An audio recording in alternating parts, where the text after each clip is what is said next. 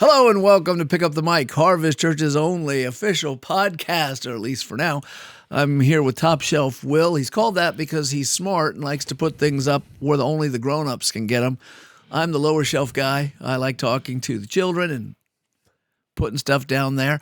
By the way, we have a special guest. Our producers are not mic'd up today, but El Guapo has already kicked out Cruiser and taken his chair. And so Cruiser stole the microphone so he wouldn't be able to talk. Cruiser's like, you're not taking my seat while I'm away. But then he brought in someone who's superior to both of them. We call her Sunshine Baby. And she's not mic'd up right now. But Sunshine is getting trained up to be our new producer.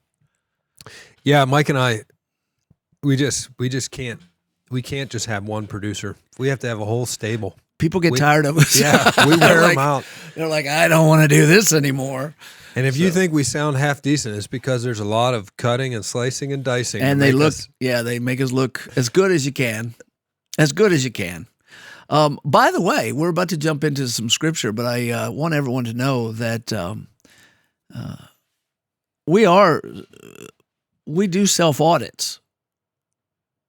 We do? Yeah. We look at ourselves and try to improve all the time. People ask me that all the time. I've listened to every single podcast. I listen once in a while. It's painful, but I do it. That's why, because I don't want to be embarrassed by listening to myself. So I listened a couple times, and I do want you to know right from the very first time I listened to a podcast, I realize that I interrupt Will a lot. Some of you might wonder, does he know he interrupts Will a lot? And I do. And I'm working on it. I've actually been working on listening to him. So the difficulty we have is... I'm just so interruptible. Well, yes, he takes long pauses when he talks. And I'm waiting for something to come out. I'm like, screw it. I'm jumping in there. But here's what happened recently. I already told Will this. So now I was listening to a podcast, I think last week, and I was really getting into something Will was saying and following his train of thought. And then some idiot interrupts him. I'm like, shut up, let him talk. I want to hear what he's saying. And I was the idiot. I was talking with Mike before. I don't even notice. Mike and I, we talk like this all the time, whether there's microphones or cameras or not. Spend a lot of time together and yeah. So it's not bothersome to me. If it bothers you guys out there, this is just normal conversation. This is how it is. This is how it is. And welcome to our normal conversation. We like to start out with a little, let's call it theological thought from recent sermons. And the theological thought today is I want to think about, just for a moment, the idea of taking up our cross. You presented that in a way I'd never thought of it before. Well, let's think about it now. When you think of taking up a cross, are you able to get rid of all because the cross is filled with meaning for the Western man in 2024. There's been 20 centuries of the cross on buildings, on clothing, described, argued about, and used in just regular nomenclature. People say nomenclature. See, that's a top shelf word. People say things like, well, I guess that's just my cross to bear, or you're going to have to bear your cross, or he nailed me to a cross. Didn't John Lennon have a song like that? He said, what is that song? You know that song? I'm not really a Beatles guy. You don't know any songs. Guapo doesn't know a single song that he's and you know what? He's a musician. He only knows elevation music. Like when he left the Beatles. No, it's not. It's Christ, I know. Where does that go? It's going to hit me. I'll get back to it. But in any case, question to you, Will. Well, can you, when you think pick up your cross, what kind of things pop into your mind right away? Yeah, well, the thing that challenged me this week in your layout is I always connected the pick up your cross with denying yourself, which, just viewing it as an instrument of death, right? Like, pick up your cross willingly because you're going to your own death. Like, go put yourself to death. Or, this is pretty common Christian lingo of die to yourself every day. So I was always directly connecting it as like a further descriptor of rejecting yourself or denying yourself, putting the old man to death. I just stopped myself from interrupting you. Yeah. It is that. It is that, but is it more? Because I think it is that. It says, deny yourself, take up your cross daily. They are two different things, so there's distinctions. What would be the distinction between denying yourself and take up your cross? Well, in my mind, they go sequentially. Like you laid out pretty perfectly in your sermon that it's a willing submission, right? Jesus doesn't force you to do it. So the only way you're going to willingly pick up the instrument of your own death and march up the hill at Golgotha or whatever is by denying yourself, like laying aside all your desires and the value you place on yourself and your wants, because like until you deny that, you're never going to willingly pick up the instrument of your own death. Like, so they're different, but I view them like sequential to one another. Yes, they're related, but sequential. Until you say to yourself, I'm not, because you naturally, without having to think, exist to love existing as you. It's pretty sweet. In whatever way makes sense. So when you start out, you got a diaper full of crap, and you're like, I don't like existing like this. So you start screaming at your mother. And you don't, like, I don't have language, so your screams all mean, change my diaper, woman. Yeah. And you're looking to get her to comply with your authoritarian dictate.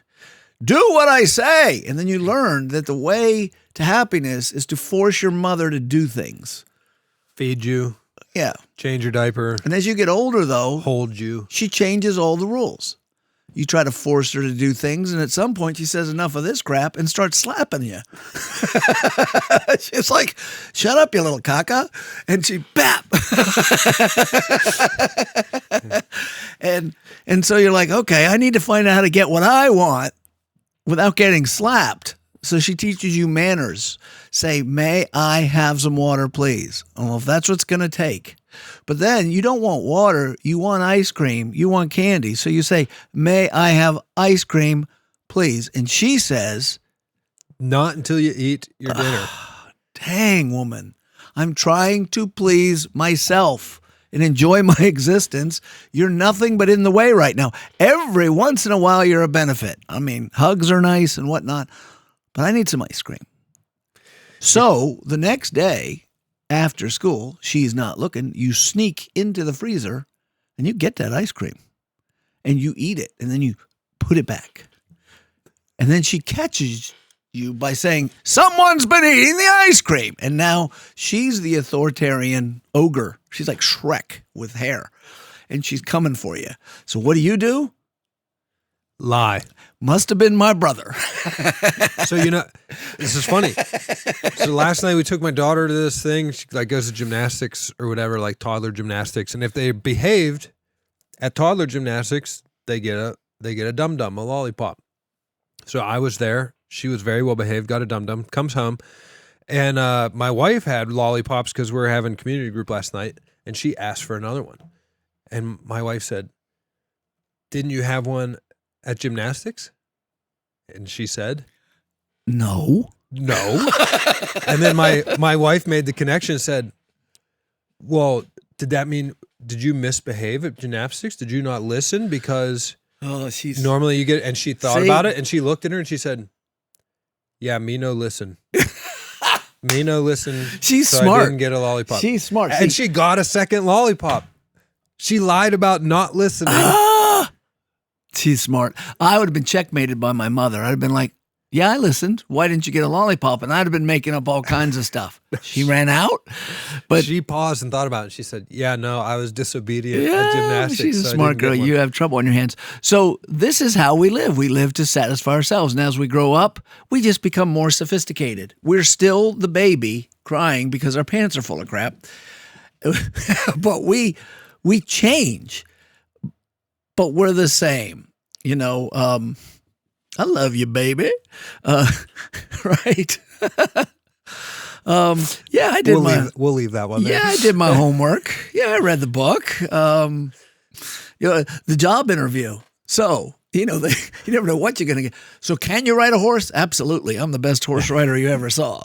It doesn't matter what they ask. You can do it. I literally just got this from someone in a job interview who we hired, but it's like the classic answer. It's like, what are the reasons you think you might not be good at this job? Like all the reasons you are a good fit. Well, tell me some of the reasons you think you're worried about. That's a tricky question. It is a tricky question. And I got the classic cliche answer of, well, if there's one thing I'm worried about, is working too hard. Is I put so much of myself into it that I won't keep a good work-life balance. I just work too hard. Who said that?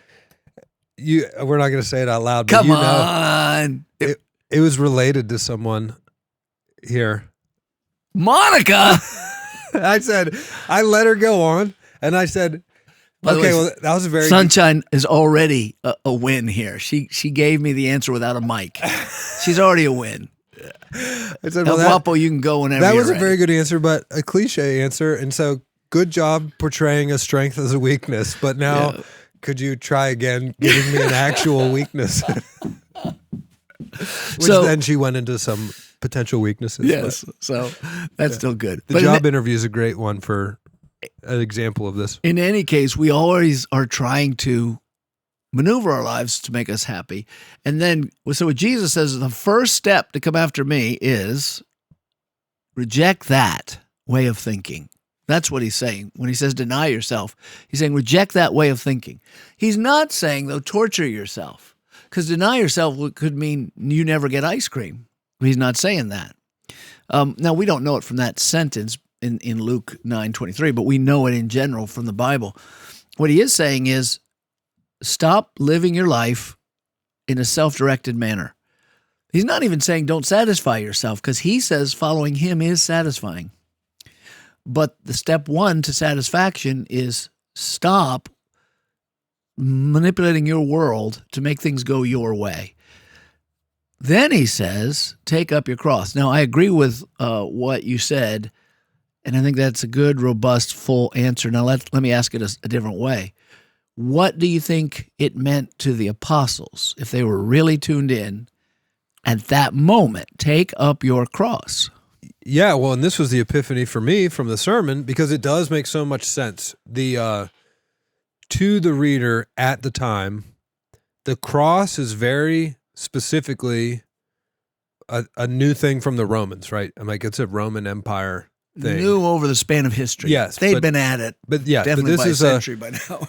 This, and you didn't even go into it that much, but I mean, this is akin to like the cartel hanging a body from the freeway overpass. I mean, this is the Romans making head on spike, making an example of you. Yeah. This is a message to the community. You don't want to be like this person. I like that picture of the hanging a body by the overpass. If I had known that one, I'd have used that one. That's what I was thinking of when you were saying it on stage. That is excellent, because there's no reason to do it except to show your dominance and humiliate the person completely, like dragging someone naked through a street when they're already dead. He was dumb enough to stand up to us, and now he's an example to the rest of you. Because you could very easily torture someone thoroughly in private and bury them in the ground, and they could just be vanished, like in the communist days where they just get never seen again. But that's a less of an example than like putting them out in the center square. That's a great way to say it. So to the apostles, to the contemporary, the person there at that time that's astute, I mean, picking up your cross is exactly what you said in the sermon, is like, you need to be willing to be an enemy of the world. And I'd never really thought about that before. I don't know why. I just hadn't. And identify as part of the criminal element. It doesn't mean be a criminal. Well, right. And it doesn't even mean that everybody that was put on a cross at the time, we would say, was righteously on the cross. Like, it doesn't mean God wanted them on the cross. Probably most of them shouldn't have been on a cross. Right. It probably didn't fit the crime. So a criminal in the eyes of the Roman Empire at that point in time. Of the powerful. You were opposed to the system.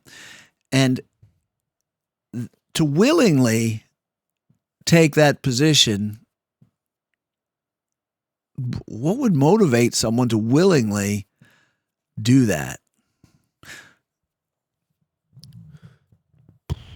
Yeah, well, this is what made it so applicable to today in my mind, this idea of willingly become an enemy of the system, which so many people are not willing right now, is like the only motivation for that, I think, even then and now, would be the belief that this is true, like that Jesus is on the throne, that he's the ultimate authority you should be submitting yourself to. Like, put Jesus where he's supposed to be. Put him on the throne. Put him on the throne seat, and don't submit to these lesser, meaningless thrones. Like, fear God, not man. I guess let me wrap it up. Okay, fear God, so not man. that is okay. We just did there was we went from a good focused view to the wide angle lens, because Christ talking to them right there. Yeah, they're thinking of him he's going to be on a throne. We know he's on a bigger throne than they were thinking. And so we know we're identifying with him and not the world, which, by the way, is going to lead into the coming passage where he says, if anyone is ashamed of me, then I'll be ashamed of him when I come in my glory. But it does introduce the idea that it brings shame from the world to follow Christ. Is that true? Has that been your experience? Yeah, I wouldn't say it's what's the word that my brain is looking for? It's not in totality, not in all places, from all people at all times.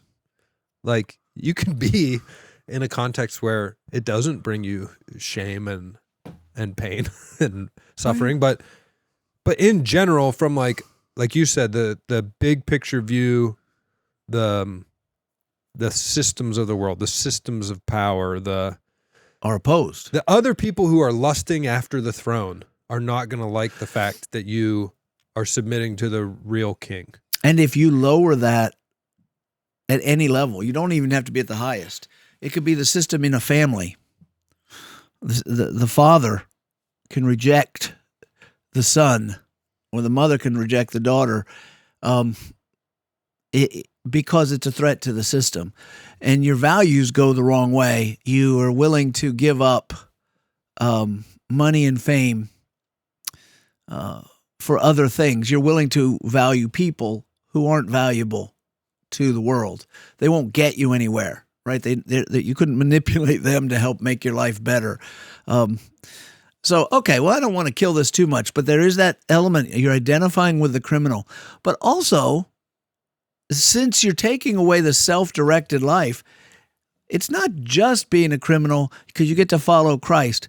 So it also means, okay, I could scream to get my diaper changed, which you should, because that's the only way to do it. So I'll leave that one alone. I can scheme to get my ice cream, or I could use that same cleverness and sneakiness, let's not call it sneakiness, to thoughtfully think how I can obey my mother and make sure my brother gets his ice cream, which is more Christ-like.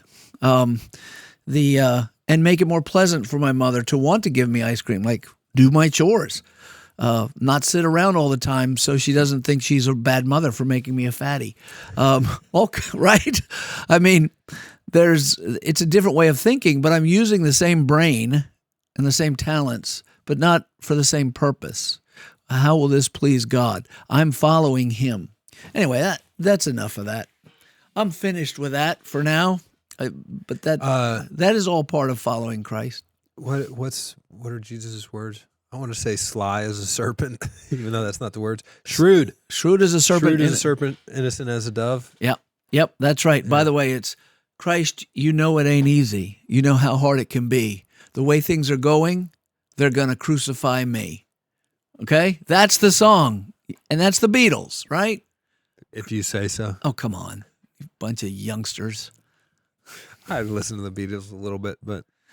A little bit. It's America. How can you avoid the Beatles? They're just not my favorite. They're a thoroughly American from Liverpool, England. Thoroughly American. Yeah. All right. Well, just as a throwback, if you're new to the podcast... Where the heck you been? I'm gonna say it's somewhere between episode 9 and 15 ish.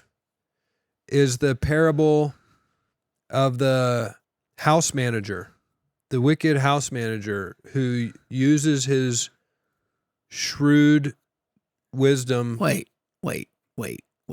You can remember the episode? No, I'm just thinking in the chronology. You can remember what we said. I can't remember what we said last time. Well, we started in Luke. It's probably in like Luke 5, Luke 4, somewhere back there. So it's got to be around there. It's not in the first few episodes, but somewhere around a dozen.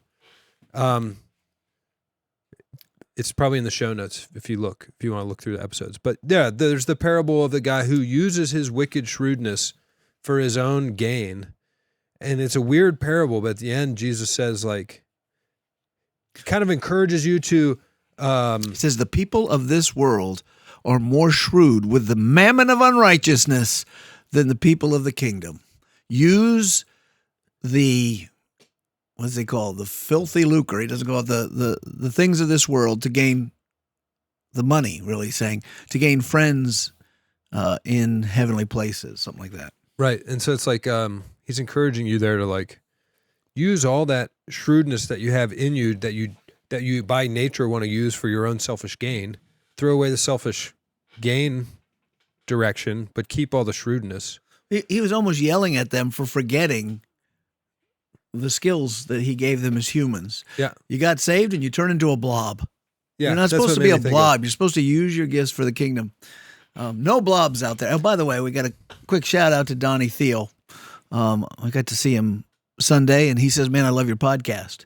So he's listening. Donnie, appreciate it. What's up, Donnie? We should have him as a guest on the show sometime. I would love to. We need more guests. Yeah. Because there's some great people out there we need to get to know. We made a celebrity out of Justin Morelli. Everywhere he goes, people know Justin now.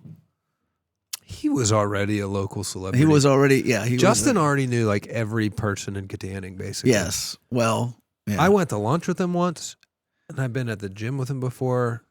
It's like every time I've been in public with him, it's like every person that walks into the establishment, he knows. Okay, well, we added to the celebrity. We still get credit for this. That's all that matters. Let's move on to our Bible study portion. Bible study, Luke 9. We're Are we still in 9? We're going to finish 9 I thought today. we finished 9. Now we're at the cost of discipleship. Okay, good. Luke 9:57 to the end. This is we stopped with James and John bringing fire down on a village. That was awesome, or wanting to. And so, yes, there's a flow here, and Jesus is teaching them how to do ministry, and he said, look, if other people are doing ministry in my name, we do not need an authoritative monarchical system where you control all the other guys, which pretty much gets rid of the entire Catholic Church right there. But I'm not going to go there. He says, and then he said, and we also are not going to kill all the people who don't agree with us. Just because they don't like us, we don't kill them. We turn the other cheek. We're not Muslims. And that launched us into an Islam discussion. Right. So then finally we have the cost of following goes up. He says in verse 57, they were going along the road and someone said, I will follow you wherever you go. We don't even know who it was. Some dude just pops up. Jesus, you're so awesome. I'll follow you wherever you go. He said, foxes have holes, birds of the air have nests, but the Son of Man has nowhere to lay his head, which means... I'm homeless? Yeah. Yeah, we are, it's a homeless man, and he's a busy homeless man, though. Jesus isn't the homeless man who's under a bridge with a sign that says, we'll work for food. He's always got someplace to go. By the way, those guys will not work for food. Have you've tried it? I have tried. We once, when I was in San Diego, we had a van, we had a picnic, and we're leaving, and we pulled over. A couple of vets were there, or said they were vets. They said, homeless vets will work for food. So we pulled over. This is in the 90s, and we opened the van. We start giving these guys food. One guy's just shoving the food. He's eating it. He's putting it in his pockets. He said, I got a lot of lawn work I need you to come do. Actually, the guy with me said, let me ask you, would you really work for food? And he already has the food now. And he looks and he goes, like, should I lie? And he tells the truth. He goes, no. And I said to him, well, would you work for an antidote? Because we poison the food. And his eyes got really big. He said, yeah, I'm good with street people. I tell you what, last time I was in... Would you work for an antidote? I know, because you're going to die. You had to have that one pre-prepared. No, it came to me in the moment, baby. Brilliance came like a flash. So one of the times I was in Nashville, and these guys kept coming up to beg, and I don't want to give to anything. I know I'm awful, and so I tried a new line out, and I've used it ever since whenever I can. He says, "Hey man, can you help me out? I could use a few dollars." I said, "Let me ask you a question. Are you in debt?" And he said, "No, man, I don't know anybody anything." I said, "Yeah, well, I'm in debt. I have a big mortgage, so you have more than me. Why don't you give me something?" He laughed and walked away. Anyway, so this guy pops out and he says, and Jesus says to him, what he's saying is, you think you want to follow me, but do you realize that you may end up living a nomadic lifestyle? Yeah. You may not be able to go home and hang out or buy a house. Even the animals have a place to sleep, and it's the same place. You see, that ain't my lifestyle. To another, he said, "Follow me." So Jesus initiates this one, and the guy says, "Lord, let me first go and bury my father." You see, when Jesus says, "Follow me," he means when? Now. Now, son. Slow obedience is no obedience. And Jesus said, "Let the dead bury the dead. As for you, go and proclaim the kingdom of God." Whoa, that's some hard rock stuff right there. He's like, let them, I got to go bury my dad. He's laying out there dead. Let me put him in the ground. There's people to put him in the ground. You ain't got to do that. Now, there is no background story on this. Yeah, do you take that as... I know the answers you don't really know, so I already know that. So I'm asking for speculation, but I've always read this naturally as... Because dead people can't literally bury other dead people. I always took this as like, let the spiritually dead people back in your house go bury your literally dead father. You should be spiritually alive and follow me. It either means let the spiritually dead people bury your dead father, or let the spiritually dead people wait around for your father to die. Yeah. Because some think that when it says bury my father, he's asking, my father's old. I need to honor him by being there for him as he dies. Either way, yeah, he's making a spiritual point about the people who bury him. They're dead too, which is, if Jesus says you're dead, that's bad. It's like the Mary, I don't know why this makes me think of the Mary Martha distinction of like, just so you're not confused, listeners, there's that classic gospel story where Jesus comes over for dinner to Mary and Martha's house, and Martha's busy making dinner in the back, and Mary's just sitting at Jesus' feet listening to his teachings, and Martha kind of gets an attitude. As she should, doggone it. She works so hard. Mary, what the heck are you doing? Mary goofs off all the time. I'm back here slaving away. You can tell Martha's older. Jesus is here, by golly. We got to put on a fancy dinner. So what's that like in your house, Sunshine? Are you the Mary or the Martha? Gotta talk loud. Yeah, I usually would be the one to be like, guys, people are coming over. Okay, so we got a Martha on our hands. I like that. Marthas are better employees. So, yeah. They get stuff done. I mean, Mary. We had this Mary Martha. The last thing we need a bunch of Marys around here doing nothing. But I don't know why this is making me think of that. Jesus says Mary picked the better portion by sitting at Jesus' feet, and this makes me think of that. Because Jesus is basically saying, like, you're worried about the Martha stuff. Oh, let me go bury my father first. Ah, good. And he's I saying, see where you're going. The Son of Man is here with you now. Just come follow me and let the spiritually dead worry about burying your father. You're doing this macabre dance of the dead, or you could go with the King of Life and proclaim the good news. Yeah, and pick the better portion. Go hang out. You want to go hang out with those dead people, go ahead. Or you can come with me. Because essentially the message I get from that is like, there's always going to be a laundry list of like practically good things that need to be done that could prevent you from picking Jesus. Because Woo! you know, the dishes need done, or I got to make dinner. Or in this case, I got to go bury my dad. And then after you bury or your I have dad, to get my life in order. yeah, what's the next thing that's going to be on this I've guy's got to list? get that he's married gotta first. do I got to first? buy a house first. I got to, yeah. Right. And he says, nope, now. If you hear Jesus say, follow me, he means now, no matter what it costs. Yet another said, I will follow you, Lord, but let me first say farewell to those at my home. This sounds similar. It's a hard one. Yeah, Who doesn't want to bid farewell to his wife and kids, you know? Well, let's hope. I don't think the Lord would break up wives and kids from their dads. Maybe his parents. But yeah, probably his parents. I want to let mom know where I'm going before she thinks I'm dead and She's never gonna come back. set an extra place for dinner, and I'm not going to be there. Jesus said to him, no one who puts his hand to the plow and looks back is fit for the kingdom of God. Does that hit? That one hits me like a ton of bricks. It does. It's hard, isn't it? Oh, don't be a chump. You know, no, we're all friends here, right? That's what Jesus says. Don't be a chump. The moment I say go, you go. So I've been at the church now on staff for a little over a year at this recording. And I've met with my boss for lunch every month. I think we've missed like 1 month. So I really like him. We worked together for over a decade. He has offered me a job to come back every month as a jest. I think you need to stop having lunch with this guy. I've never even once been tempted. But you tell him, get behind me, Satan. I said that to him the first time. I had made that joke to him. I said, get behind me, Satan. You tell him, I'm doing the real work for the kingdom and my benefits are out of this world, so I don't need you. But this verse, man, I don't know. It hits me like a ton of bricks. Why? It seems to be it's a response to follow me from verse 59. Yes. So it's still talking back. I'll follow you, but not yet. It's just a different excuse. Well, right. So it's, I would say, I'm not going to bury my dad like this idiot.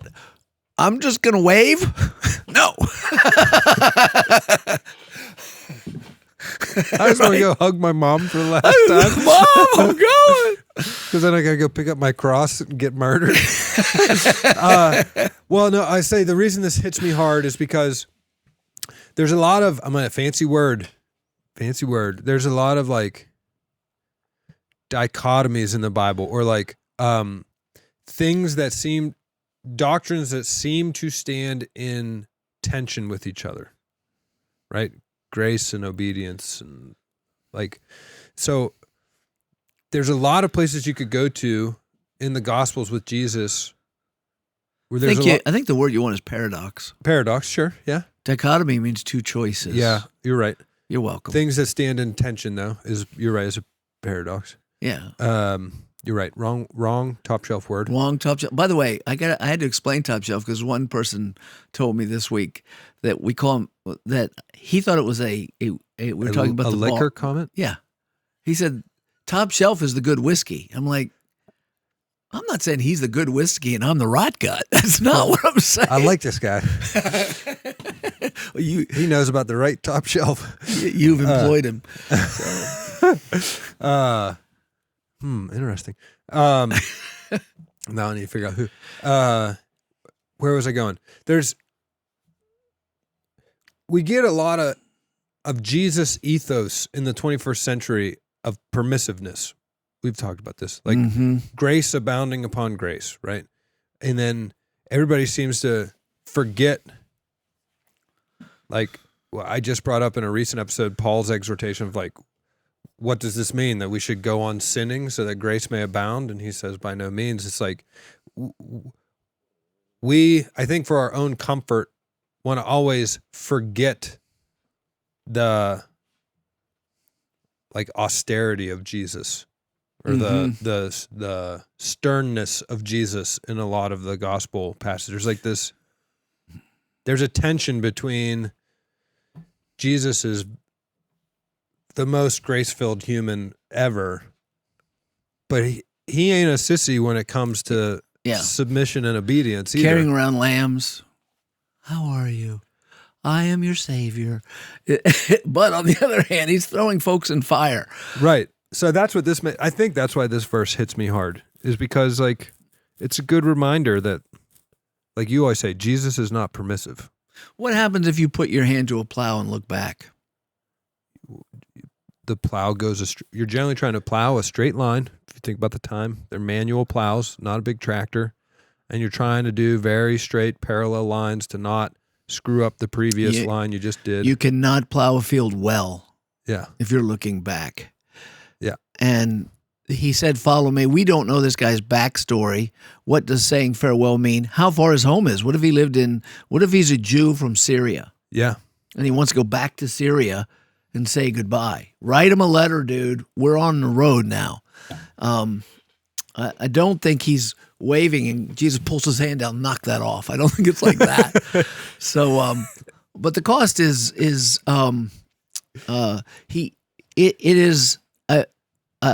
George Murray came and preached here once, and he said, well, more than once, he said, like, if you get a contract from God, and he says, no, sign of the line, people tell you to read the contract first, but the contract is blank, and you ask him, why isn't there anything to read? He says, because I'm not telling you what the terms are.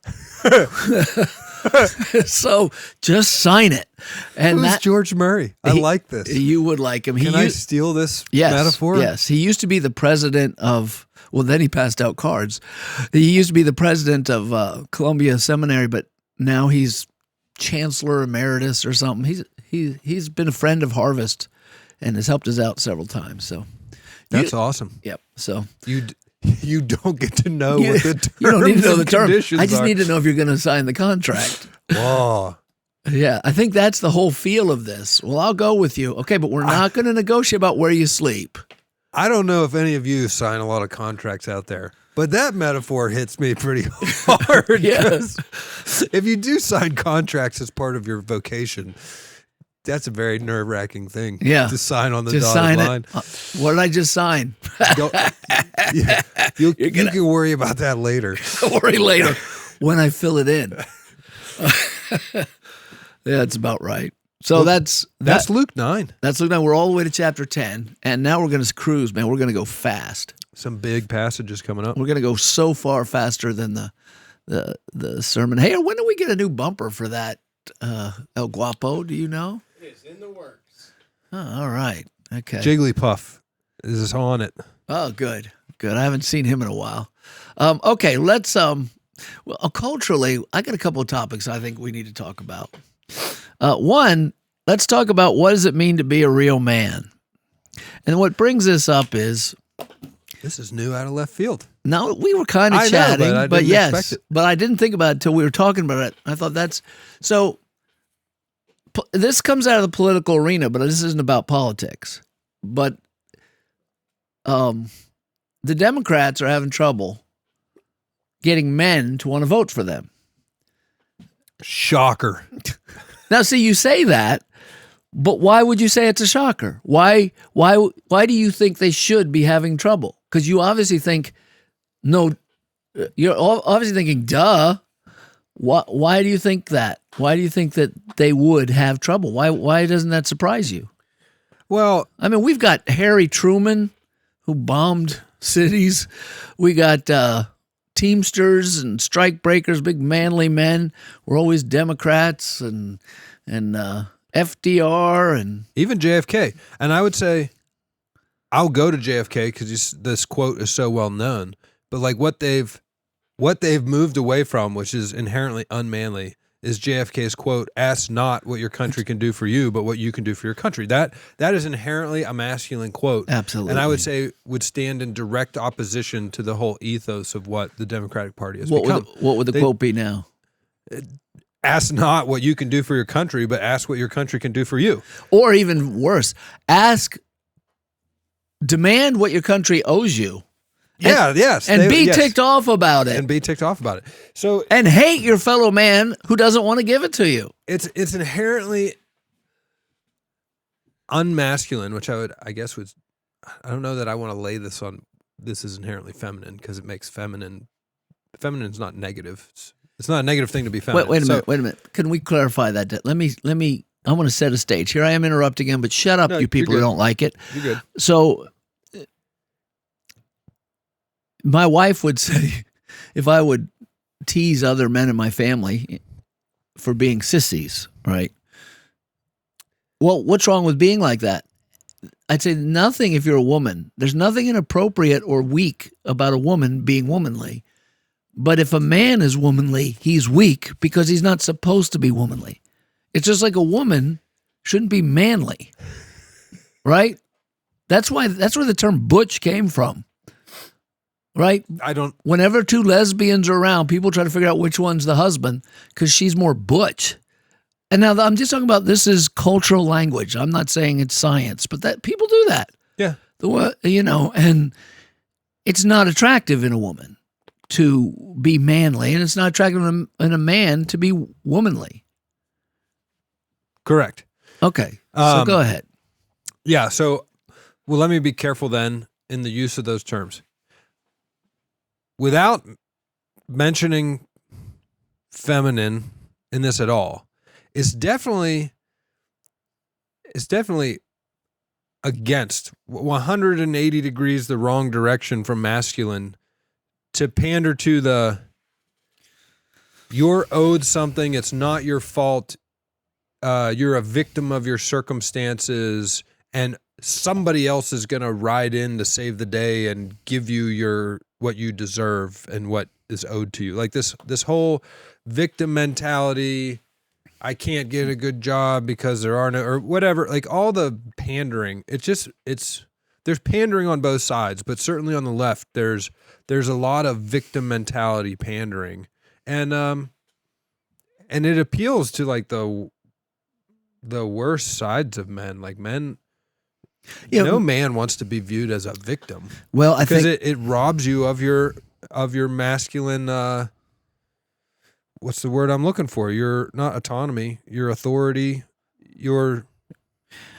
there's a line. What am I grasping for? There's a line for The Last of the Mohicans where Daniel Day-Lewis, who plays like the world's coolest half Indian white guy,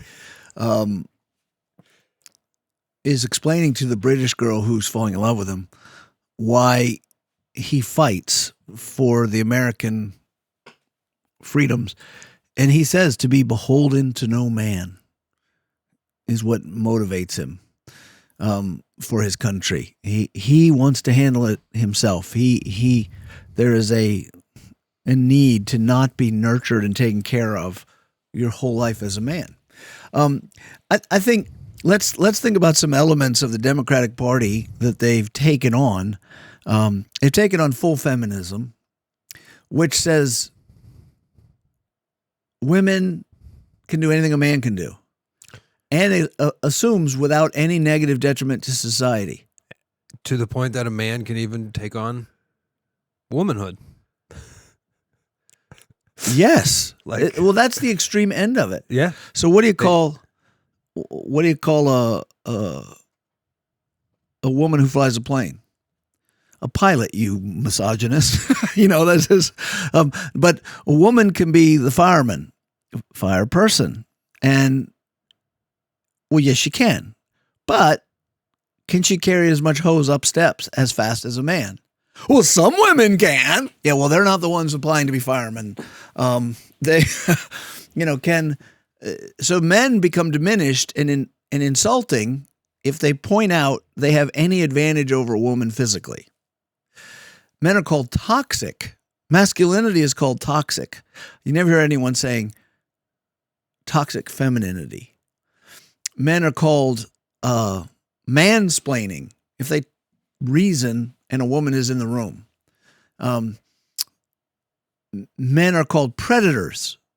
Men and women are both supposed to be sexually free, but men have to sign contracts before doing anything with a woman in college, and this all comes from the left. It's not on the right. And then men also by our society are taught to be irresponsible. They're taught not to marry. Feminism has said, do not buy the cow. There's plenty of milk for free. And in fact, it's part of your masculine duty to relieve yourself for the responsibility of children by advocating for a woman's right to kill the baby. Yes, and demanding and saying that it's the government's responsibility to pay for the care of the child. Even in the last debate with the vice presidents, they were asked about what about child care? And neither of them said, why should my taxes pay for your children? No, they both just argued over who could give more. Yeah, why do I have to care for your child? That's the right answer from a manly perspective. If I'm making children, if I take care of them, they won't burden you, right? How about I pay for my own child care? So there's this movement away from men having responsibility. And let's face it, men take that easy road. And there are a lot of wimpy men out there, and I'd say they're wimpy. Then there is the whole sexuality thing, the gender bending thing, where now men are playing women's sports and dominating, and we're supposed to act like it's normal. Men are going in women's rooms and we're supposed to act like it's normal. And we're giving people like the whole Bud Light thing happened because the least manly of men was put on a can of beer, and beer has it has a reputation. Bud Light is not a woman's beer. Although nowadays, when you watch TV, women are always drinking beer. In real life, some women drink beer. Very few. But some do. And so I'll give them their due. And I don't care what they drink. I'm not telling them what to drink. But in real life, only some do. But on television, they're all like, give me a beer. You know, we have, what's her name? Queen Latifah is the equalizer. The equalizer is Denzel. There's only one Denzel. Denzel is one of the 5 coolest actors in the history of movies, right? He's right up there with Eastwood and Stallone. Well, Stallone's okay. Sometimes he's corny, but he's one of the coolest. And it's like Brad Pitt. I think he's cool. But Denzel is tough too. I mean, he's just the coolest. And so as equalizer, he sets his watch and just starts kicking people's butt. Well, now it's Queen Latifah. This old middle-aged rapper from Irvington, New Jersey is out there beating men up. And you know, all the Marvel stars are women now. All the new Lord of the Rings garbage they're putting out are all women stars. Right. And so what is true masculinity? Well, let me get this out. So then they get, as manhood, because I'm not done having fun with this. What's this guy's name? Walls? Tim Walls. Tim Walls. From Minnesota. Known for the manly thing of making sure that women's menstrual products were in boys' rooms in the schools. Boy, is that manly. Known for pulling the police back and letting rioters burn down his capital city's police stations. No man can put up with that. Now, I'm not saying women can, but I'm guarantee you what I would call normal thinking man is thinking, stop them, shoot them, do something, bring in the army, run them over with tanks. You can't let people just burn down your stupid. And people think, well, look how mean and misogynist and angry you are, and seditious. And then for black men, they've constantly, the media and the left has murdered black men. They make them all gay in the media. They all got to be gay. Even the rappers are gay, it turns out. P. Diddy told us that. And by the way, someone, well, are you saying you can't be masculine and gay? No, I'm not saying that. I would say, from the Christian point of view, and I know it's true, that some men are attracted to men because something has gone wrong in their psyche. That's okay. They're just as valuable as anybody else. But our country sanctions it. So you could have a non-believing gay man who still is masculine and takes responsibility and whatnot. But that's not the picture they're giving gay men. Or black men. They're making them all in the movies. They're gay and you're supposed to. There was a riot during the BLM riots for transsexual black men or something like that. I'm like, what are you even doing? Is that a population? And then they constantly are putting black men under their women. You're not allowed to ever say anything about a black woman that's negative if you're a black man. And So now they can't figure out why black men, white men, Hispanic men, all men don't want to vote for Kamala the Crazy and Tim Walz, Mr. Jazz Hands, right? He comes off like, "Hi, I'm Tim Walz," and he lies all the time. He takes boys onto trips to China on a regular basis, which makes you think like maybe he's a creeper. And men don't want to vote for these people. Okay, so this is an obvious thing, right? I'm just pointing out the obvious. And if anyone's offended by all this stuff, we can talk, because I don't mind talking and getting into all the nuances and the details of what it means to be a man and a woman. But if you're trying to tell me that's not true, you're just lying to yourself. That is the reality. Men don't like that. Well, and I would say that their political campaign demonstrates that they know it's reality because they're desperately striving to try to appeal better to men. So Yeah. it's a noted struggle by themselves. Like And if we could, I'd show you a video where did you see the Real Men video that Kamala put out? The wimpiest men in the world. I would show it to you, but Cruiser has sabotaged our studio, knowing in his absence. He I'm wanted telling them you, to do worse He without took him. some of the equipment out of here because he knew that El Guapo was running the show on his own and that Sunshine was being trained. He's like, well, I'm going to Job security. He's trying job to- security. And it's working because we can't show you this video.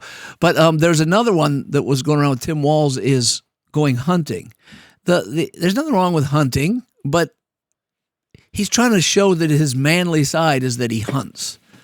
And he's got his shotgun that he embarrassingly can't load. So he starts to say manly things about it. Well, this is a Beretta, blah, blah, blah, blah, blah, and I bought it for this, And no one believes he's manly. Everyone knows Tim Walz is a sissy. And I'm talking about men. You ladies were all just offended, but none of the men were because they know he's a sissy. And they wouldn't mind me saying it. No man is insulted by me saying Tim Walz is a sissy except Tim Walz. And so all the women are mad at me. But that's the way men talk about men. And we know it. And it's okay. We can take this. I've been bringing back the word Nance. I've used the word Nance You're a Nancy. a dozen times. in Well, the you're a last few Mary. You guys don't know what we're talking about, but if you're putting with a bunch of men on a golf course and the reason you miss a putt is you hit it too soft, they say, "Nice shot, Mary," or Nancy. And now that's not to mean that my butt couldn't be kicked by a Mary or Nancy because I'm not good at golfing. And you know what else I'm not good at? Hunting. And you know what that means for my manliness? Absolutely nothing. I have gone hunting several times, seeking to use my gun to scare the deer away from all the other hunters, because that's all I ever did with it. And I'm a horrible shot, and I don't care.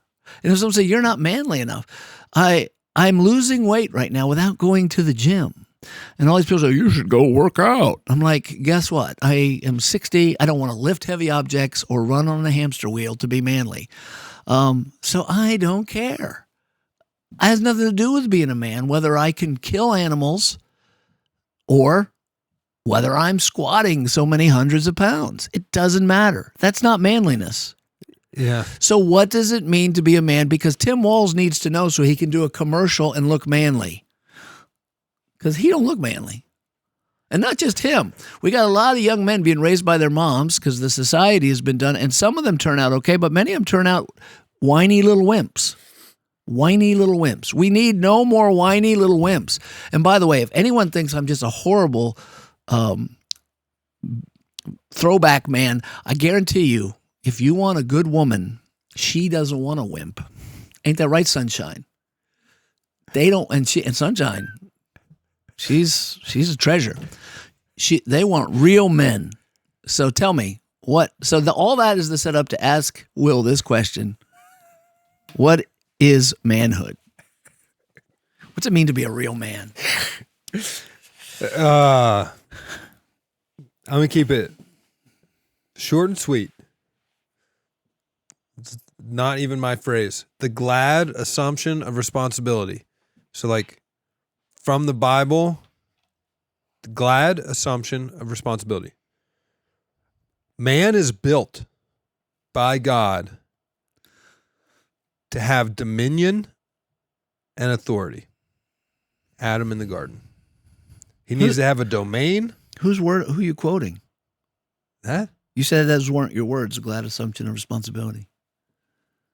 You don't know who you stole I that think from. that's the Idaho crew. Oh, okay. Yeah. But I like it. I'm for I it. think that's Doug Will's thing. Mm-hmm. Doug Wilson. For all you guys out there who want to look that up. Pastor out of Idaho. But I like it. Glad assumption of responsibility. I think it fits. And this idea of authority and dominion flow to people who take on responsibility. It's kind of like the parable of like, to those who have, more will be given. Like, the more you show the ability to take on responsibility for things and handle the responsibility of others, the more authority naturally kind of flows to you over time. Now, I agree with everything you said, but I do want to get into some nuance here. You could be a woman and do that. In fact, good women do that. Yeah. So what is the distinction for the man versus the woman? Oh, that's a good question.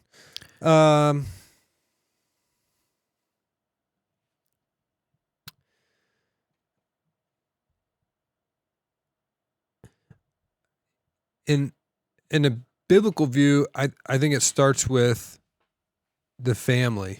So like, if you're a single man, like you first have to take responsibility for yourself. Like, there's none of this lefty, I'm a victim of my circumstances, right? Like, your circumstances are what they are.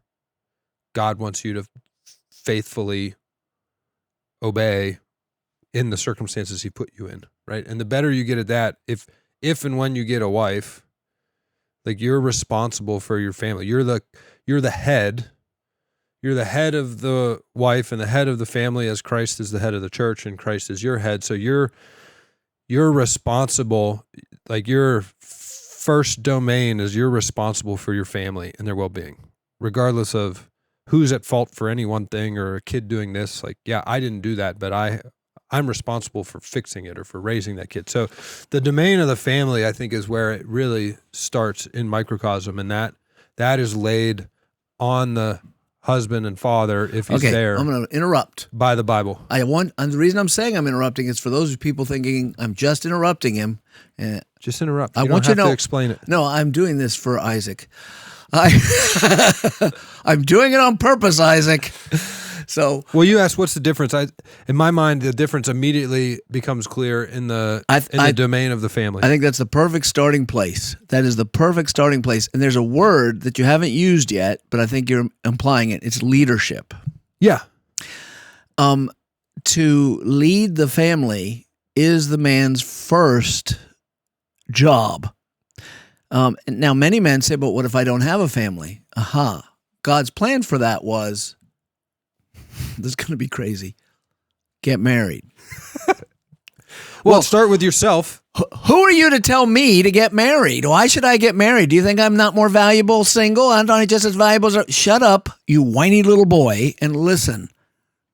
God's plan, in general, for men was to choose a wife and get married. Does God want all men to be married? No. Does he want most all men to be married? Yes. So if you want to say you're the exception, fine, but we can't all be the exception, boys. And there's nothing more important in your life besides your relationship with Christ than getting married and starting a family. And you should do that, and you should do it well. So I think where you were about to go, Will, is learning manliness while a boy is important, and while you become a man is important. So what are you learning? You're learning to take responsibility, quit whining. When you hit puberty, a very important lesson for a boy is change in the way you behave towards your mother. Because all of a sudden the power dynamic changes between a boy and his mother when he hits puberty, because he begins to physically supersede her and emotionally want to change that relationship. And she is a little bit at his mercy. She loses control. So he needs to become more submissive to his mother, more respectful to his mother, but not by her force, but by his gifting. And as he learns that, and as his father teaches him that, and his mother, if it must be that way, because maybe father isn't around, he's learning to be responsible. He needs to get a job as soon as he can and start to earn money. And he needs to be responsible. And then he needs to go find a good wife. So that is a good bit of it. I want to hit another part of manhood. Manhood is really doing the right thing as much as you can and all the time. And I think the distinction between male and female is that there's an alignment within yourself as a man with masculinity. And there's alignment within a woman. And by that I mean both of us are supposed to be brave, but a woman is brave in one way and a man in another. Both of us are supposed to be responsible, but a woman is responsible in one way and a man in another. Let me give you an example if it helps. I just was listening to Megan Kelly, who I love, Megan Kelly. She was telling a story about her husband, Doug, and she was talking about manhood. And I don't remember that wasn't their subject, but that was what she ended up talking about, men and women. And she said that, and now she's an achiever, she's a go-getter, she's a you can have it all, she has babies, she has career, she's taking over the world and all this stuff. But she said that if she sees any man confronting her or giving her a hard time in any way, if her husband Doug is in the room, he's on it like a laser, and he wants to, or if she even tells him about it, he wants to know who it is because he wants to get in the middle and he wants to go confront the person. And maybe physically, but not necessarily, but he's going to go there to make sure she is safe. And she says, now I feel like I can protect myself in almost all situations, which is what feminists say. But then she says this, but then I think, oh, I love him so much. This is wonderful because I'm a woman and I like that.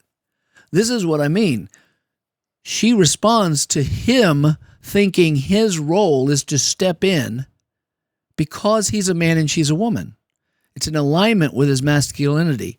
If she were the one who has to step in and protect him, he wouldn't like that because he would think his mother, I'm a little boy and I'm under my mother, which makes a man think I'm a little boy when I'm ruled by women, which is why, by the way, God said women should not be elders in the church. And people just ignore that these days. Evangelicals do. But the issue is that I'm being led by my mother. It's not that there's something wrong with the woman or she doesn't even have better leadership skills. It's the relationship of man to woman, and the church is God's family. Just like, so there's a family dynamic. So the man can't have a baby, but he can use his bigger muscles to beat up people. And I know that may sound crude, but that's why if someone hears something in the night, it shouldn't be the wife getting up to protect the man. Let me check on it, honey. You stay in bed. No, it should be him. And that will require courage at times because it's scary. Yeah, there's going to be a bad guy night. down there. You know, this Breonna Taylor girl who got shot. This is loaded, but that became a big racial thing. The reason she got shot is because when her man, who had a gun, when the cops came to the door, he let Breonna get between him and the cops. Now, I'm not saying he wanted her to, but she came running out, and then he shot a gun at cops. That's the least manly thing you can do. Breonna, go back to the room. If I'm going to be stupid enough to shoot at cops, I'm not going to let you get killed. But no, he let her come out, and then he shoots at cops, and then she gets shot dead. That's because her boyfriend was a wimp. He wasn't a manly man. But manliness has nothing to do with the size of your muscles, macho-ness, whether you like to guzzle beer. What hobbies you have. Yeah, or even if you are sexually attracted to the same sex. Now, if you're a Christian, you're not acting on that. If you're not a Christian, you are. But either way, that has nothing to do with manliness. it's doing the right thing. It doesn't matter if you have a deep voice or a high voice. It doesn't matter if you're little or if you're big. There's nothing wrong with liking what's considered manly lifestyle, hunting and fishing and driving trucks with great big wheels and grunting a lot, that sort of thing. But it doesn't matter if you like to go to the library and drive Scandinavian cars. Drive Scandinavian cars. No, Scandinavian cars are good. They're good.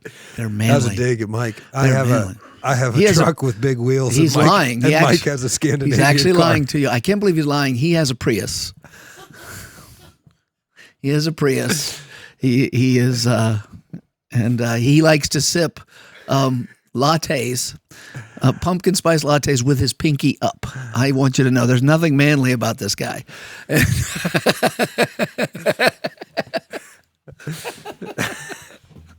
So manliness is important, and if you haven't got a father figure that's helped you with manliness, that's really okay.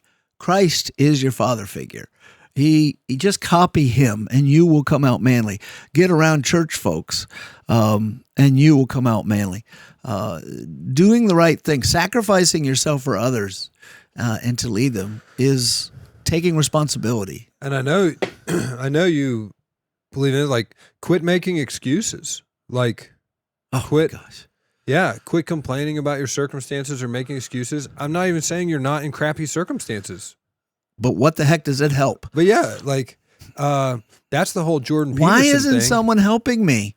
That's the whole How Jordan come Peterson, this just is like, happening? Yes. Shoulder your burden and trudge forward in obedience. Like, Yeah. you're not going to do anything but diminish your own authority and dominion by saying like, oh, I can't believe I have to put up with this. I know, and it's taught to our younger generations, even if they're naturally not like that, they're being taught to act like that. And I think some of them are breaking out and saying, how come I'm not happy? Did you see, I know you did, I'm just going to guess culturally that you did. Did you see Fight Club? I own it, yeah. I own it, he says, but he does not. He's never seen Last of the Mohicans, which still kills me. Fight Club, regardless of what other themes are in it or what else it's saying, it is an expose on the diminishment of manhood in modern world. You got a guy who feels completely emasculated by his job and his life.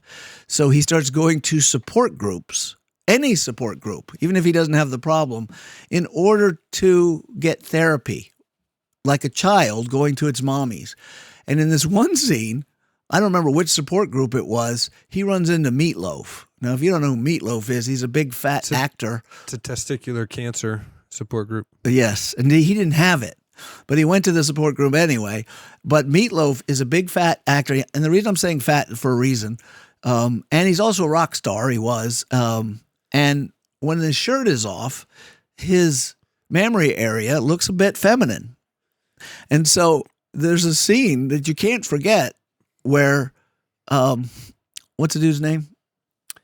Edward Norton. Edward Norton, who's the main guy, goes and is hugged by this guy without his shirt on. It's so creepy.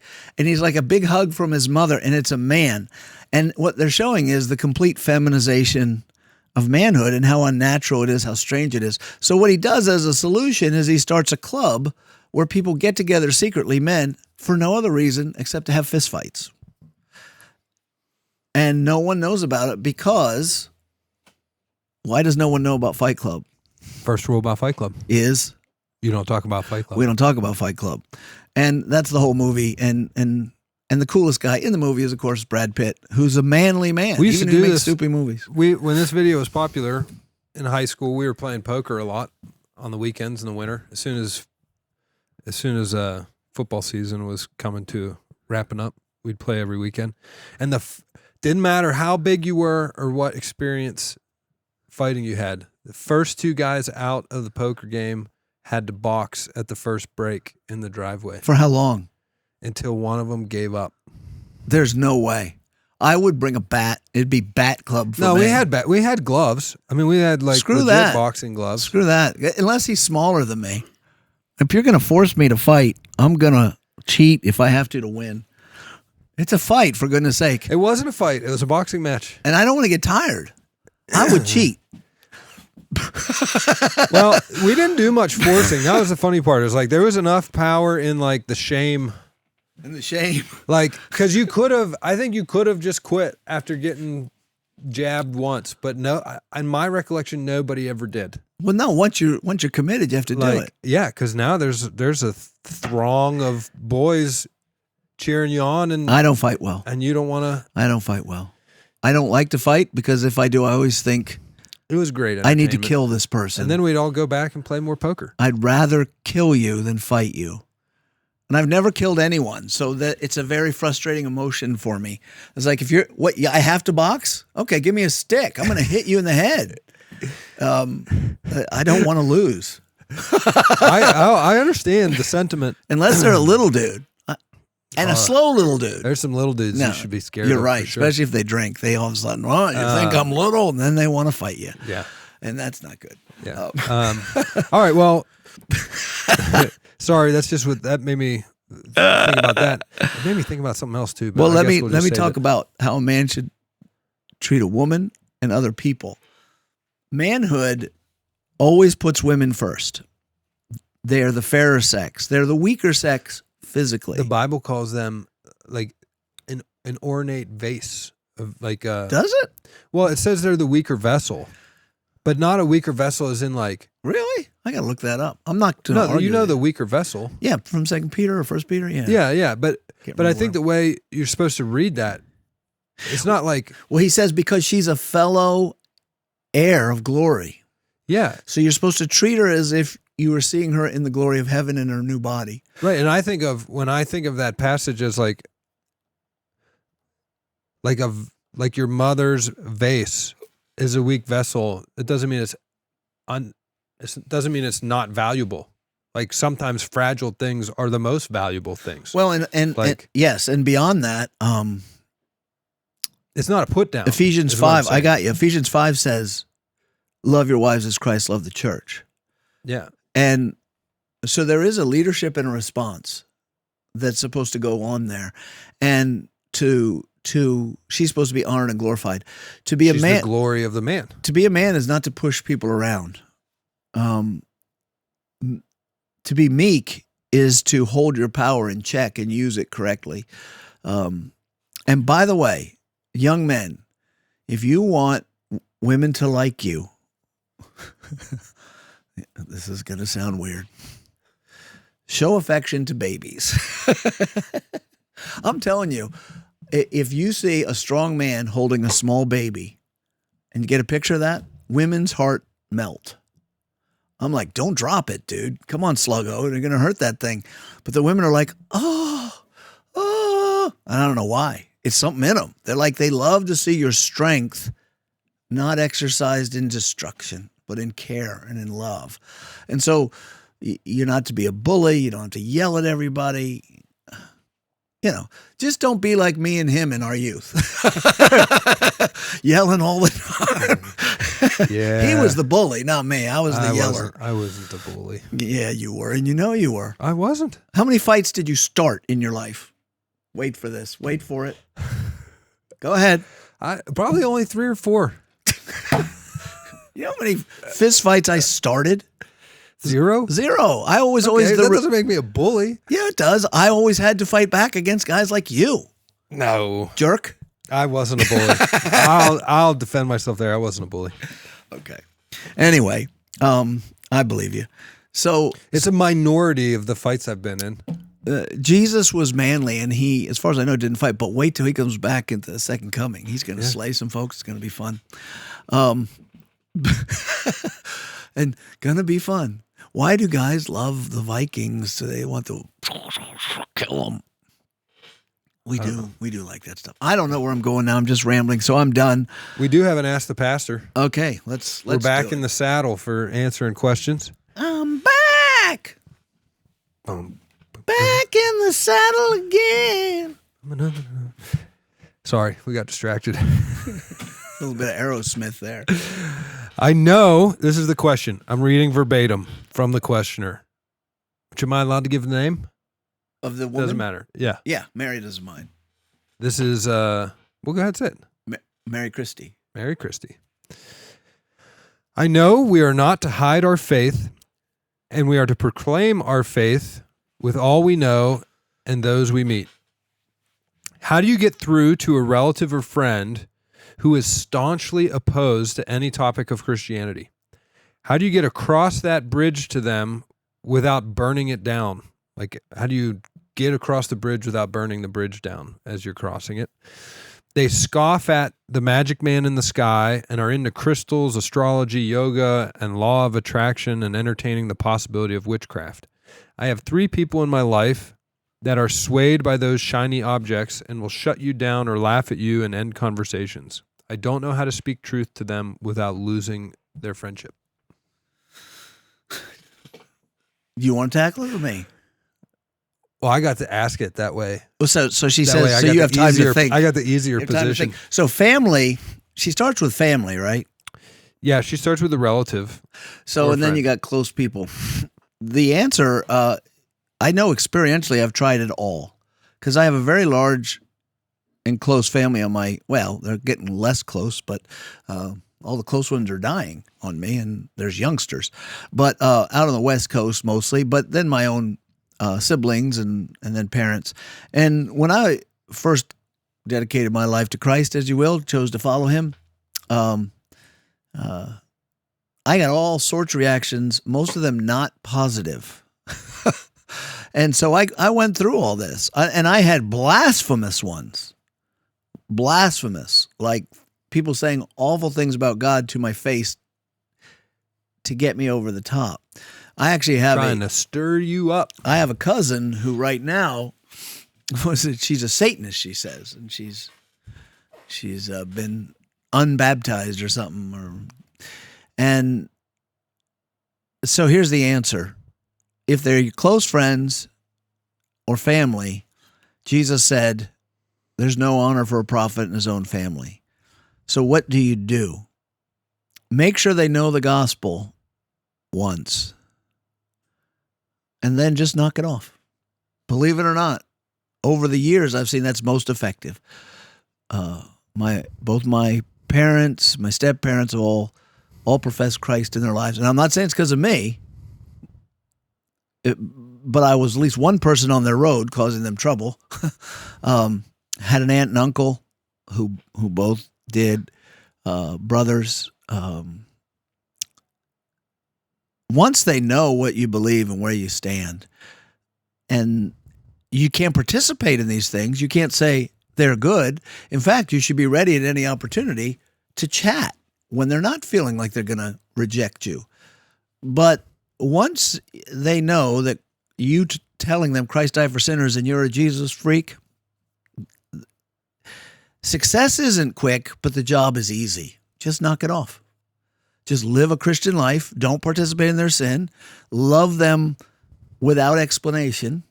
Love them, accept them, hug them, treat them like family and friends, and don't participate in their sin. And that's all you can do. The Bible says that we who are of Christ are a fragrant aroma to those who are being saved, but we are a putrid smell to those who are perishing, the smell of death.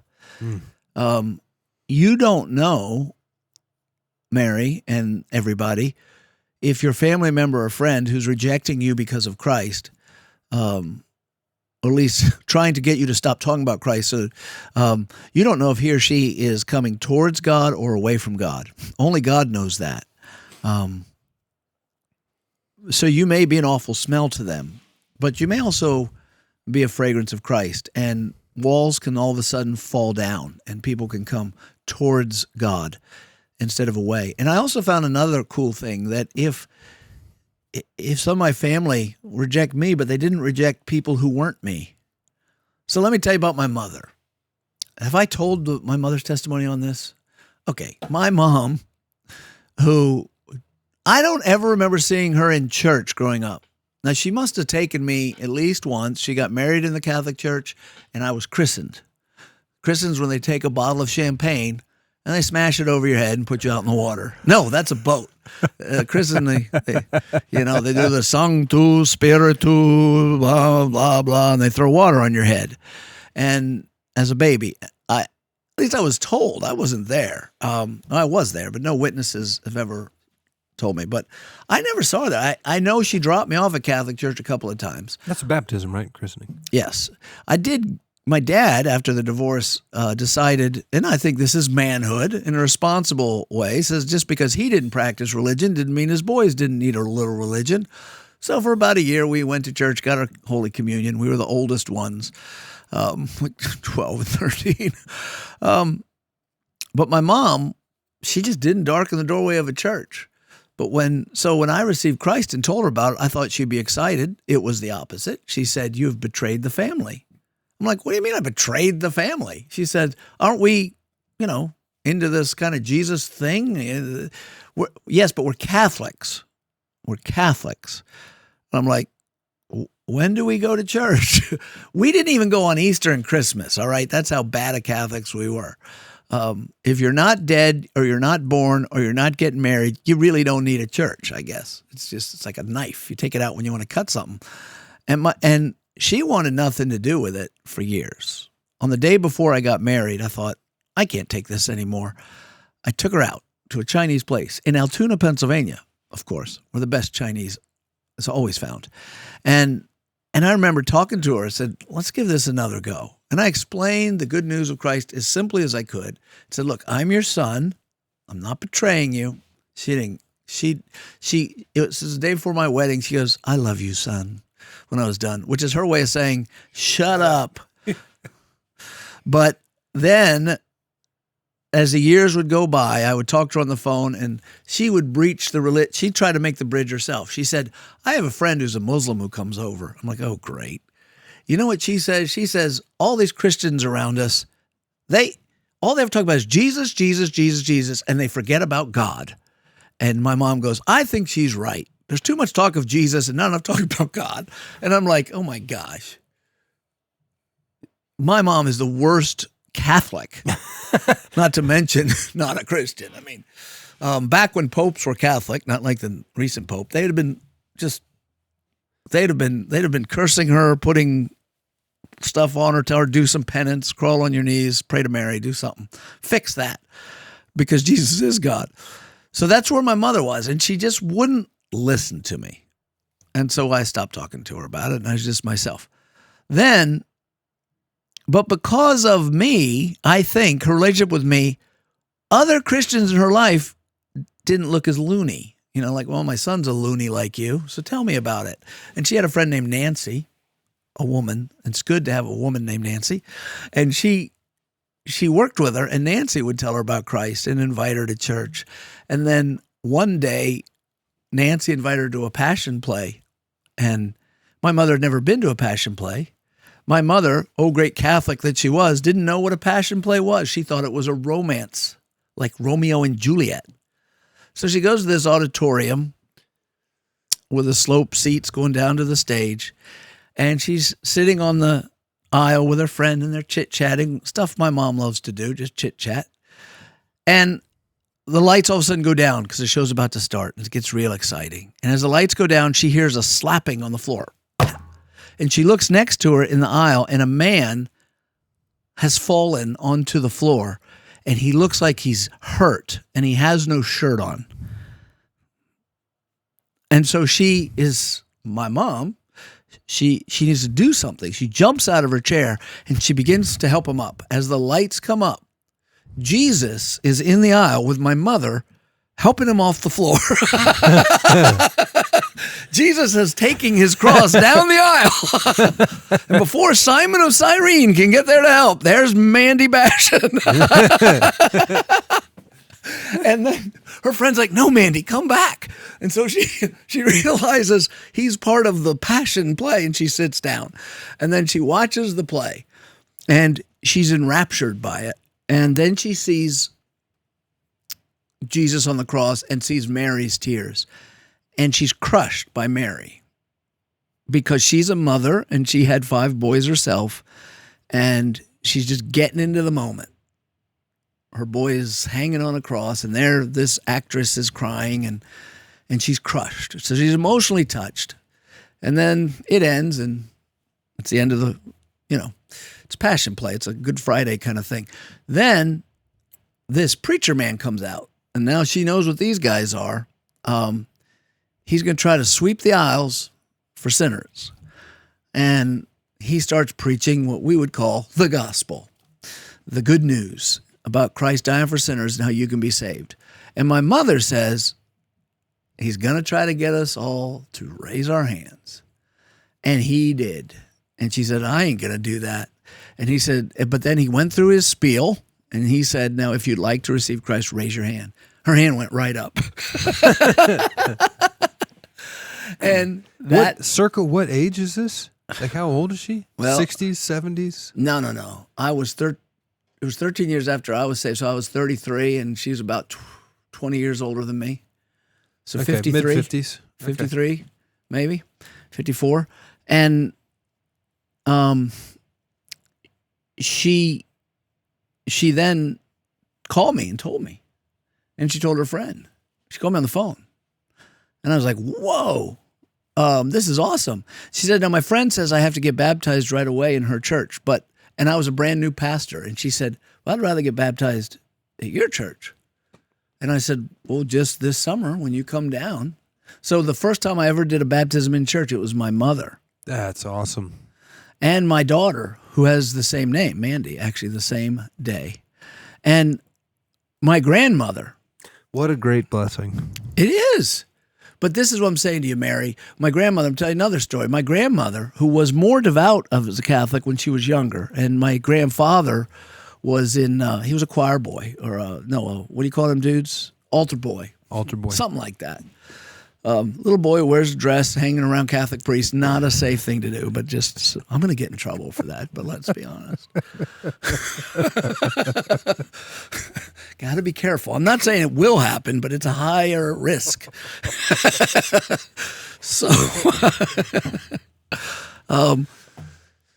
But by the time I got to know them, they stopped going to church, but they were more Catholic than my mom or dad ever was. They had the crosses over the beds, right? Catholics like to put, not crucifixes. Jesus is on that cross over each bed, watching you. As he suffers, you're sleeping.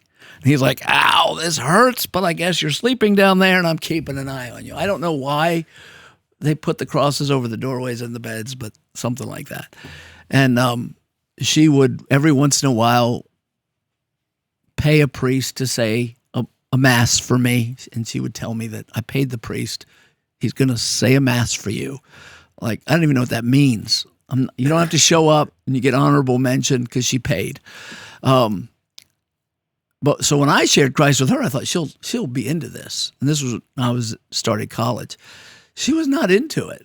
She said no. She knew it was my grandfather at this point said all of that is BS. And he had a picture of the Pope, John Paul, on his wall. And at that time, since I was only like 20-something years old, I said something stupid. I said, I read this book. This guy thinks that Pope's the Antichrist. You do not tell a man who has the Pope on the wall. Yeah, right. The guy who's got burning my bridges. Pope John Paul II on his wall. Mary, that might be a good starter for you.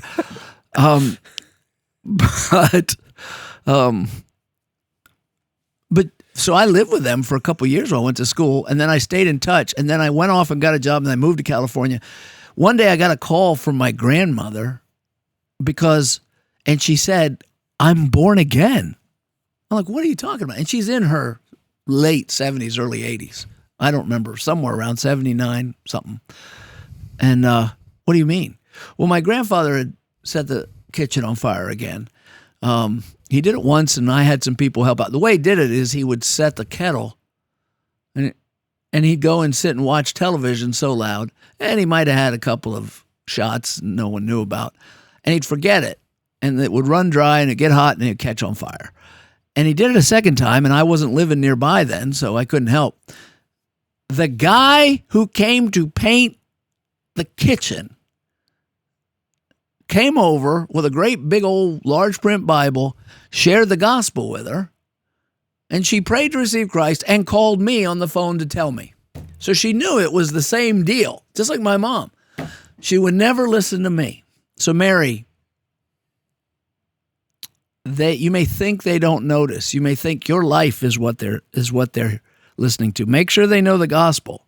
But after that, if they don't want to talk about it, just be you and love them and walk with Christ and let God do the work and play the long game. Play the long game and stay away from the crystals too, Except salt. Salt is a crystal, and I like it a lot on all my food, except ice cream. But don't participate in their sin. No, of course not. Yeah, I think that was a great answer. I'm much earlier in the same story, but my answer, I am learning actively right now what you have already discovered. So you wouldn't think your own family would put walls up. This is how you know Christ is real. Because you're not going up and telling them crazy things like you're a Muslim or something stupid like that. You're not joining Eastern mysticism. They probably go for that. You're telling them, that whole Jesus thing that we kind of grew up culturally with. Yeah, my whole family went to Catholic school forever. Right. Well, I'm kind of into that now. And they're like, what the heck is wrong with you? Yeah. You're only supposed to sip at religion. Don't you go drinking in.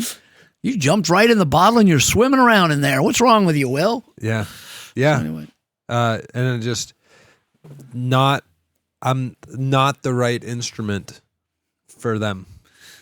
Yeah, but you might be the one that gets them to listen to somebody else. Yeah.